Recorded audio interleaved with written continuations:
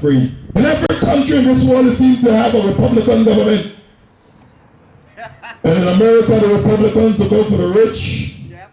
And in Angola, the United Front, Republicans look out for the rich as well. Right. But we need somebody in government. We need people in the House of Assembly that will fight for you. And I have no doubt that Sutcliffe Hodge will fight for you. Because he was the CEO of Cable and Wireless. And he fought for Cable and Wireless. Because Cable and Wireless were the people who hired him. And so he is asking you to hire him so that he too can fight for you. And just like he fought for them, he will fight every single day for you. We need somebody in the House of Assembly that will fight for you. And I have the feeling that we don't have anybody that is fighting for us. Right. I strongly have that feeling. And if you don't have that feeling in this country today, something is wrong. But anyway, this is what the letter says. And I don't want to harp on it anymore. I just want to bring something that is sad in this country as well. The Stony Ground Primary School was closed because of an outbreak of swine flu. One of the students in that school, the parents of that child, suspected that their child had swine flu. Took them to the Princess Alexandra Hospital and was told that they could not test the child because only six tests can go off to Trinidad at a time. Come on, Anguilla. We are faced with a pandemic, and this is what the health authority is telling us. Even when the child finally got the test results back, they refused to give it to the parents. And obviously, the test results was positive. These are facts. This is not rumor. And I challenge the Minister of Social Services to challenge me on that, to rebut what I'm saying on that. There are 44 doses of Tamiflu at the hospital. 8 doses was taken by one individual. Take away 8 from Father 4, and you get what? 36.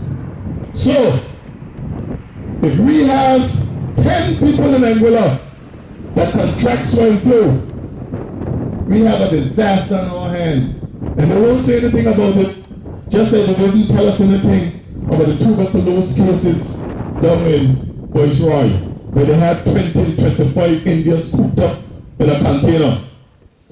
When I look through the United Front Manifesto, and this is the promise to the people of Anguilla, I see, and I will turn to page 18 in the United Front Manifesto, where they talk about program priorities to improve the road network. This is a priority 2005 and beyond to 2010. To improve the road network in the Valley Commercial and Administrative area. To upgrade the roads of Tanglewood to the Forest, Crocus Hill to North Hill. Development of alternative access roads in those areas. And when I turn to page 34 of the United Front Manifesto on the strategic focus for Anguilla, here's what they say. We will limit the number of work permits to the number of employees required to meet legitimate labor shortfalls. Today we have a 9% unemployment rate, yet we have 500 Indians working at Viceroy. Yet we have work permits being signed to allow people to come in this country to offload containers in Viceroy. Yet we have the government of Anguilla signing a memorandum of agreement on July the 7th, 2009 to allow Catalonia to bring in unlimited workers from Mexico, from China, from India. Come on, Anguilla. Yet we have a United Front administration that has signed a memorandum of agreement that allows Catalonia to set up their own construction plan, that allows Catalonia to bring in all their own heavy equipment to put the people of Anguilla out of work. And you are telling me that this is a government that is fighting for you?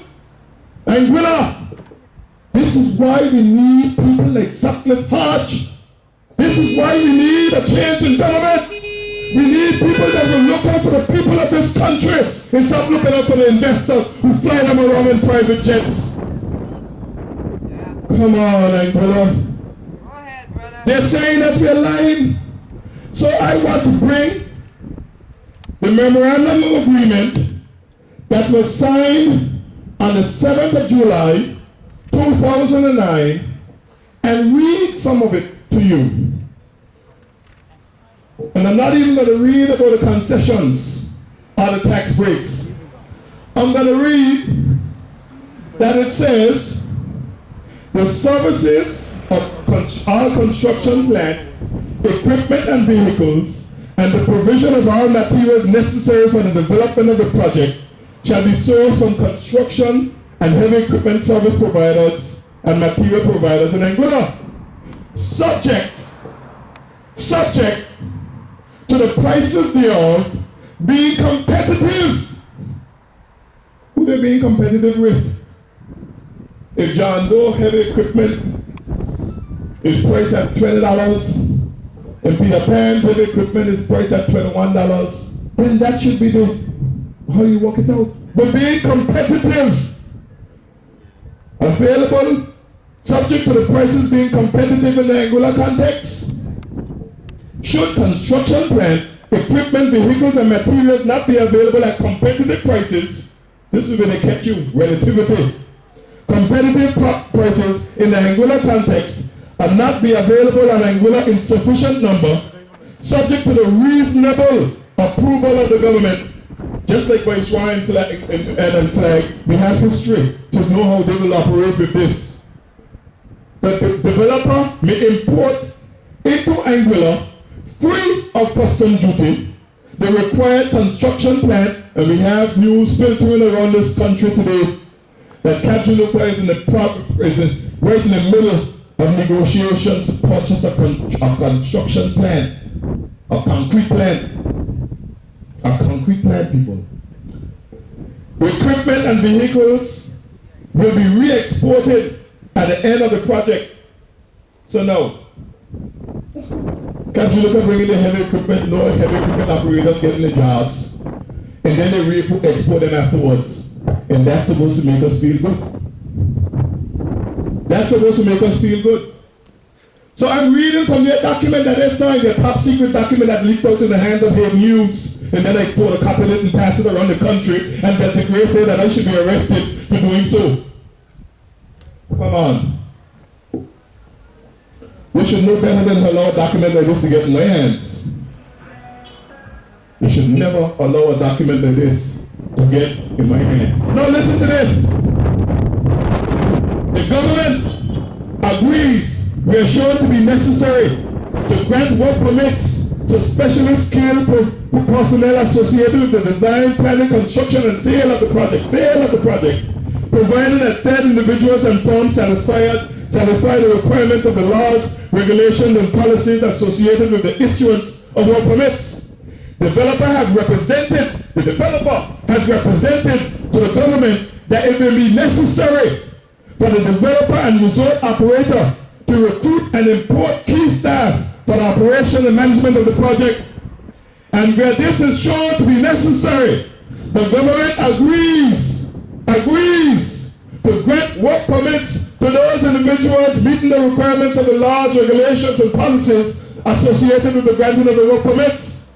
Now hear this. The developer has represented to the government that it may be necessary for the developer and the resort operator to recruit lesser skilled staff, laborers, fellows who can pull out the nails and straighten the nails and clean up the plywood. Lesser skilled staff for the operation and management of the project. And when this is shown to be necessary, the government agrees when necessary to grant work permits to those individuals meeting the requirements of the laws, regulations, and policies associated with the granting of the work permits. I hope you understand what I just said. It will be on YouTube, so you can listen to it a few times over and over and understand what is it that has been said.